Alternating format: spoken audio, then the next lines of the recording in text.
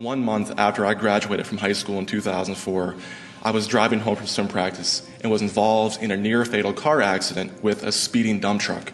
The injuries were catastrophic.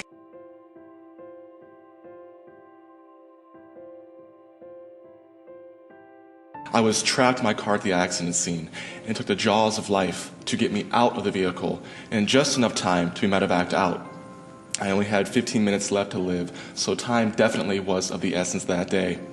The impact of the crash brought my heart across my chest, shattering my ribs, clavicle, and pelvis, collapsing my lungs, damage to pretty much every major organ, failure of my liver and kidneys, removal of the spleen and gallbladder, major nerve damage to my left shoulder, and blood loss of 60%.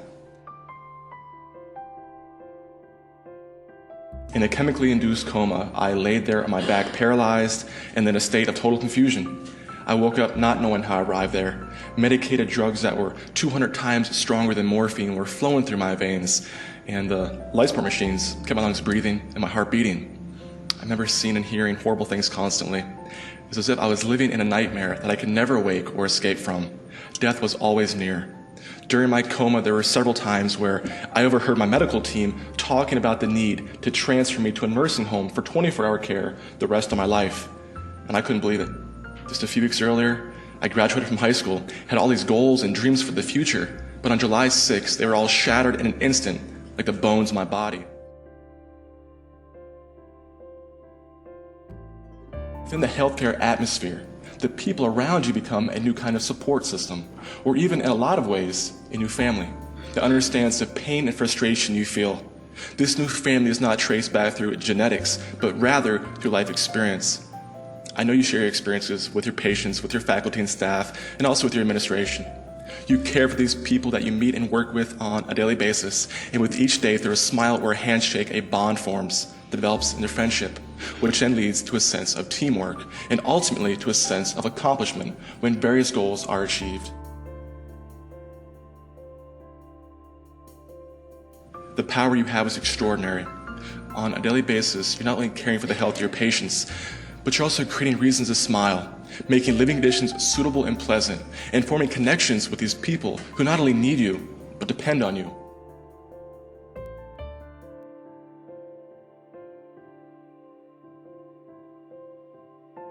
I remember being in room 19 of ICU and waking up into what felt like a locked-in state, like a mental prison. I was there, I was coherent.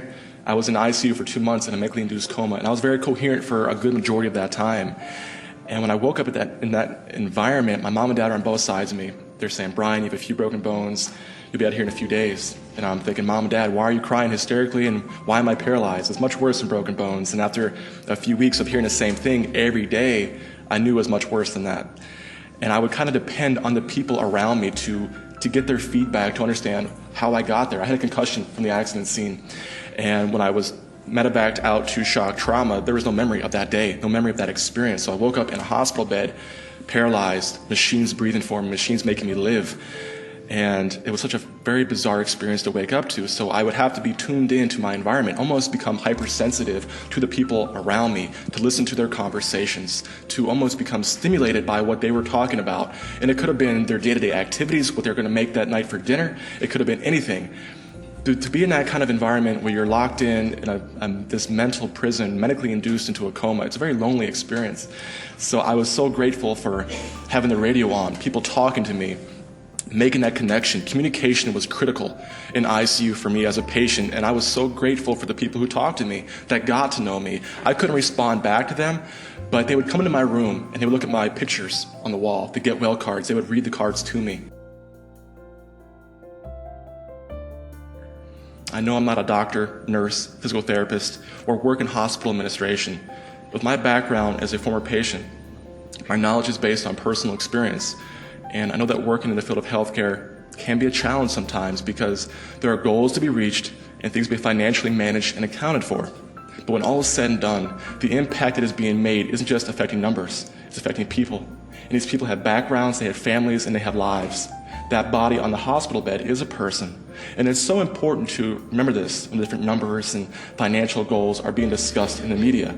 You don't get the credit you truly deserve, because what you're doing is you're saving these people. You're saving hopes for the future, you're saving families, and you're saving communities. And that is a result of your hard work, your expertise, and your dedication to what you do. Every patient has a story and an experience. And I highly encourage you to talk to your patients, whether they can hear you or not. I know I could, and I was very grateful for any interaction at all. Even though I was chemically paralyzed and people were unsure of my level of comprehension, I was still very aware of my surroundings. And I was just so grateful to have any interaction at all. And I also really appreciated when my medical team would explain what they were doing. Maybe not all the advanced details of what was taking place, but just enough to know what they were doing and that they were taking care of me. I also noticed that every once in a while I would meet one of my caregivers who had almost become hardened over the years of working in the hospital for so long. And when I met somebody like this, I made it my personal goal to break that shell they had formed and let them know how special I thought they were and how much I appreciated all they were doing to not only save me, but to save my family. In the deepest and darkest moments of unimaginable human suffering, a simple smile can go a very long way.